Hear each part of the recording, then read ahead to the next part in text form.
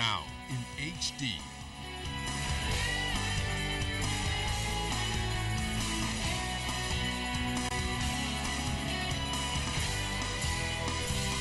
ZNS Network presents The Bahamas Tonight.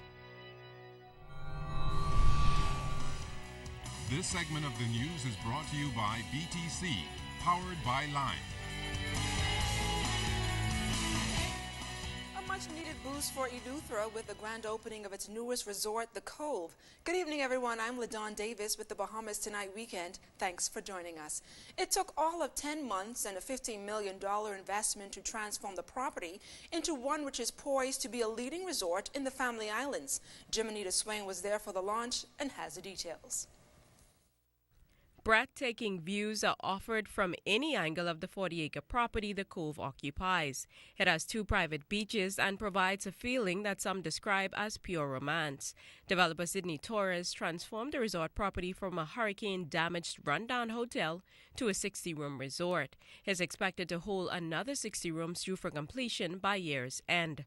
Prime Minister Perry Christie says the new development ushers in a renaissance in tourism in Eleuthera. I'm informed that 75 persons will be employed in the operation of the resort starting now, and well over 100 more will be employed. 100 more will be employed upon completion. Mr. Torres has made a major investment in this much welcome project, which is having a significant impact on rejuvenating the Eleutherian economy. The Prime Minister also assured that his government is committed to providing the necessary services to ensure the resort's success, which will inure to the benefit of residents. Particular attention will be given to airlift and the support facilities at the Governor's Harbour and North Eleuthera airports, as well as to staff training so as to most positively impact service levels and repeat visitor factors. The Cove is located on picturesque rolling hills of Gregory Town. Torres says he wore many hats in the development, serving as architect, general contractor, and builder. He says he initially built a small cottage, but the uniqueness of Eleuthera appealed to him a great deal to do more. We're going to continue to work on the balance of the 60 rooms. We'll have 120 rooms total when finished. We're going to have a spa. We have 3 restaurants.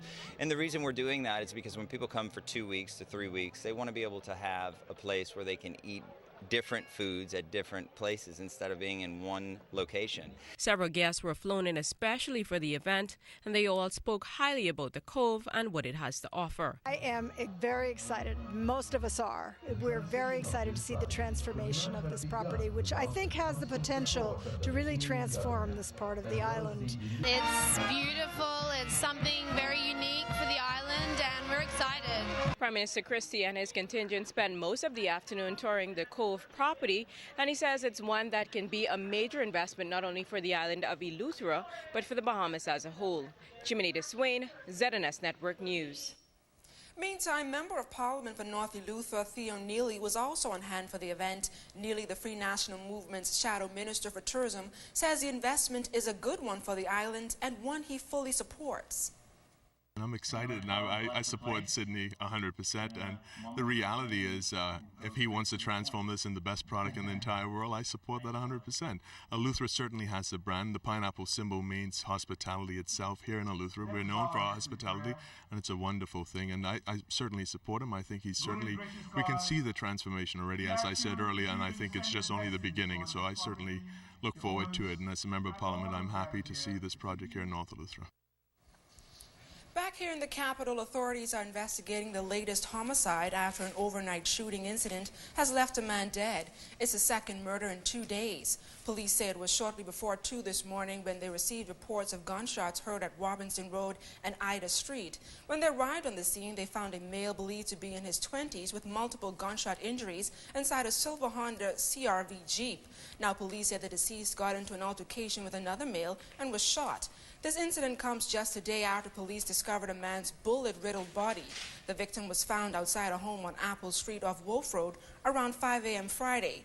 Authorities still have no motive behind the death. Members of the public who may have any information surrounding any of these incidents are asked to contact police. An officer also shot in the line of duty over in Exuma, and now police are on the hunt for the male responsible. It was around 6:35 p.m. on Friday when officers of the Exuma district were performing duties at Queens Highway. They observed a male wearing dark clothing acting suspiciously. But police say when the suspect saw officers, he began firing shots, resulting in one of the officers being injured. That officer was taken to the Georgetown Clinic where he was treated and discharged. Now officers of the Central Detective Unit along with Exuma Police are investigating and appealing to members of the public who may have any information that can assist in locating the suspect to contact police. Another police officer attached to the Eleuthera district was airlifted to the capital after he was attacked by residents. We are told the officer was at a business establishment on Queens Highway in James Cistern around 8:30 last night when he was accosted by a group of men and struck in the head. The officer was taken to the local clinic where he was treated and later discharged. Airlifted to New Providence for further medical attention. So far, a 38-year-old male of James Cistern is in police custody for causing grievous harm to the officer. Concerns mounting this evening over the growing drug trade, drug enforcement officers making another major drug bust Friday night, this time in an inner-city community. The haul 1,011 pounds of marijuana with an estimated street value of $1 million. It's the second major drug bust in the last 4 days after officers seized $2 million worth of suspected cocaine on Inagua on Monday. Jimenita Swain was on the scene of this latest find in the capital. Officers of the Drug Enforcement Unit retrieved multiple bags of what they believe to be suspected marijuana from a home on John Street off Market Street Friday. The volume of suspected drugs easily filled the back of a twin-cab police vehicle. The stack, 33 bales. A large crowd of residents gathered at Market Street and looked on in amazement as police loaded the drugs. DEU Head Superintendent Samuel Butler says officers executed a search warrant at the home just after 9 p.m. where the discovery was made. He credits the find to intelligence efforts. The Drug Enforcement Unit is carrying out an operation, and we're seized over 2,500 pounds of suspected marijuana, and we're alive. There are several persons that we have already taken into custody. We are looking for others, and this is really on the heel of a second drug operation that we conducted earlier today, where we were able to seize some 42 pounds of marijuana in a nearby community within this vicinity.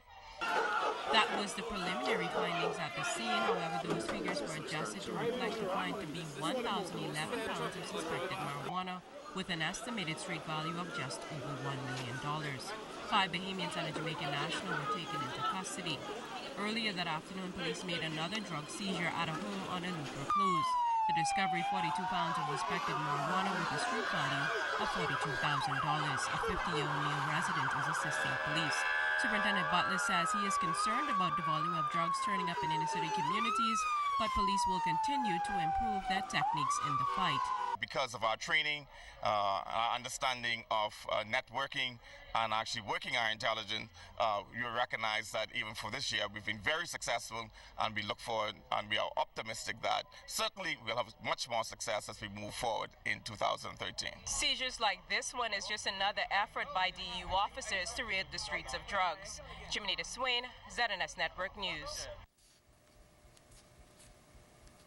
Thanks, Jimenita. And a young man wanted by police in connection with various offenses turned himself in late yesterday afternoon. Quentin Russell, said to be in his mid-30s, was escorted into Central Police Station after 5 o'clock Friday, where he was questioned by officers. He was later turned over to the Central Detective Unit for further questioning on several criminal matters. A family member who encouraged Russell to turn himself in spoke with ZNS News shortly after he arrived at Central Police Station.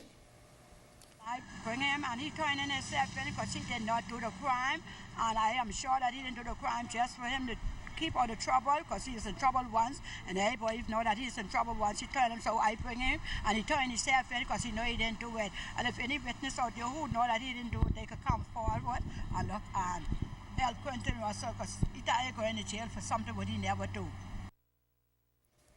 And when we come back, we'll tell you how inclement weather is impacting the annual Red Cross Fair. That story and more coming up.